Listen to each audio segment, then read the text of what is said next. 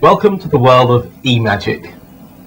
Over the next 10 hours, now don't switch off, I was only joking, we're going to take you on an introductory tour with the very latest software from Emagic, the Notator Logic. This software heralds a new beginning for computer sequencing, breaking new territory and setting the scene for music composition through the 90s. Notator Logic is an object-orientated MIDI recording and notation system. Stay with me and we'll discover some of the awesome power you've just inherited. Now, included with your video was a setup disk. If you're using an Atari computer, please load the program from that disk, as we pre-programmed it with loads of features for you. Then load the video song from the same disk. Apple users copy the preferences file from that disk onto your system folder and then launch your Notator Logic using the video song once you've copied it onto a hard drive.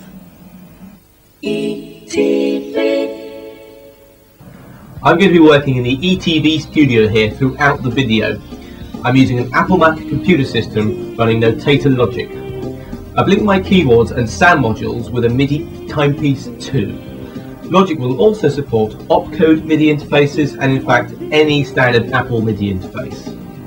On the Atari side, both 1040 and Falcon computers have built-in MIDI ports, and Logic comes with this new Log3 interface, which looks a bit like this. This provides 3 additional MIDI outputs.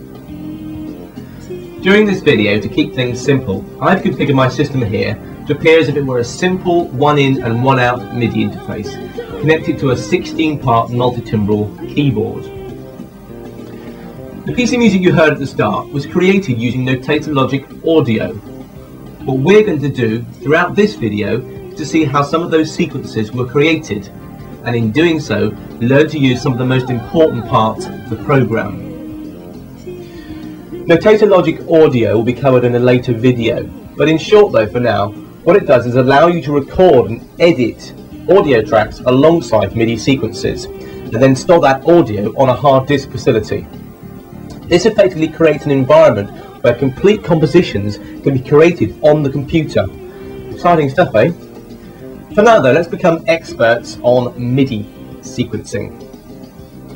Scoring and printout will be covered in detail on a forthcoming video. But don't worry, all you score fans, we will be covering the basics of score printout. After all, it's just as important a part of this superb new program.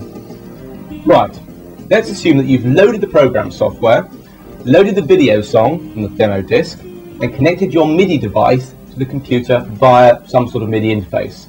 And lastly, but by no means least, turned MIDI local off on your keyboard.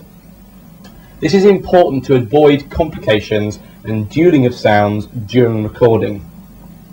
In addition, I'd like you to set up a few sounds on your keyboard.